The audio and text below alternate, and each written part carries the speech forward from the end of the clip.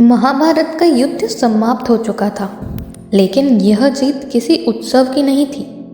यह वह युद्ध था जिसने कई रिश्तों को तोड़ दिया, कई राजमहलों को वीरान कर दिया और अनगिनत माताओं की गोद सूनी कर दी। लेकिन इस युद्ध का सबसे बड़ा दर्द अगर किसी ने सहा तो वह थी द्रौपदी, एक माँ, एक पत्नी और एक योद्धा।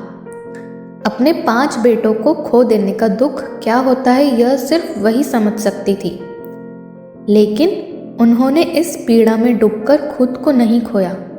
उन्होंने अपने दर्द को शक्ति में बदला, अपने शोक को अपने साहस में बदल दिया। हेलो ब्यूटीफुल सोल, मैं हूँ दिव्या सोल बामर से, और आज की इस कहानी में हम देखेंगे कि कैसे द्रौपदी ने अपने जीवन की सबसे बड़ी परीक्षा का सामना किया और हमें सिखाया कि दुख को सहने की नहीं बल्कि उसे जीतने की शक्ति खुद में पैदा करनी पड़ती है। यह सिर्फ एक पौराणिक कथा नहीं बल्कि एक ऐसी सीख है जो आज भी हमारे जीवन में उतनी ही प्रासंगिक है। इस वीडियो को अंत तक ज़रूर देखें, क्योंकि अंत में आपको वह सीख मिलेगी जो आपके जीवन को बदल सकती है। द्रौपदी का शौक और आत्मा को चीर देने वाला दर्द। महाभारत का युद्ध समाप्त हो चुका था, कौरवों का सर्वनाश हो गया था, धर्म ने अधर्म पर विजय पा ली थी। लेकिन यह जीत सिर्फ बाहरी थी, भीतर से हर कोई टूटा हुआ था। राजमहल में जब द्रौपदी ने सुना कि उनके 5 पुत्र की हत्या कर दी है तो उनका दिल चित्कार कर उठा। एक माँ के लिए इससे बड़ा दुख क्या हो सकता है। जिन बच्चों को उन्होंने अपनी गोद में खिलाया, जिनके लिए उन्होंने सपने देखे, जिन्हें वह एक उज्जवल भविष्य देना चाहती थी, वे सब अब इस संसार में नहीं थे। उनके प्राण निकल जाना चाहते थे, लेकिन उन्होंने खुद को रोका।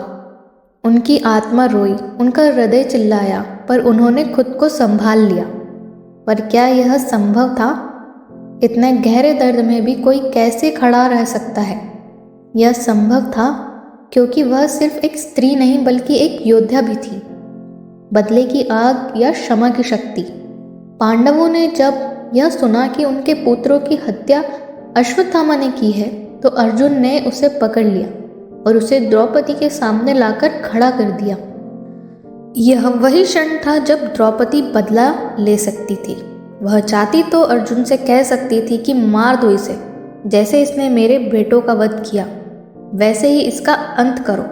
लेकिन उन्होंने ऐसा नहीं किया, बल्कि उन्होंने कुछ ऐसा कहा जिसे सुनकर सब स्तब्ध रह गए। उन्होंने कहा, जो दुख मुझे मिला है वह किसी और माँ को ना मिले। उन्हें बदले के स्थान पर क्षमा को चुना।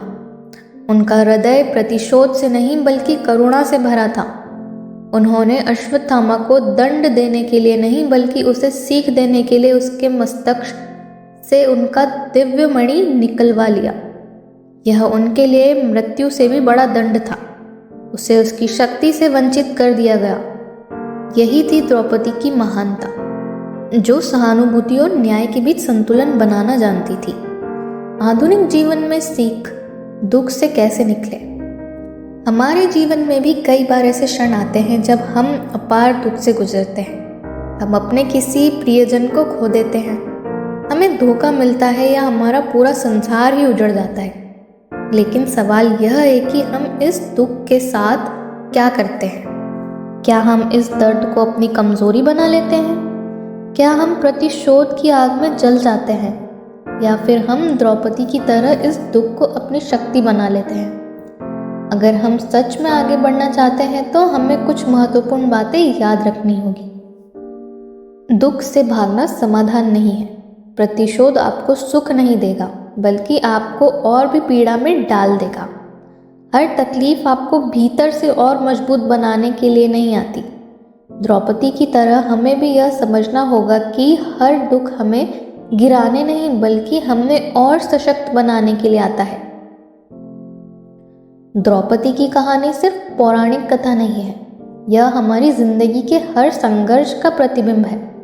जीवन हमें बार बार गिराएगा, लेकिन असली शक्ति गिरने में नहीं बल्कि फिर से उठने में है। अगर आपको यह कहानी प्रेरणादायक लगी तो इसे लाइक, शेयर और सब्सक्राइब ज़रूर करें।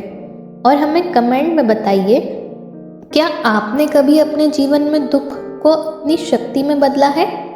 सोल मामस।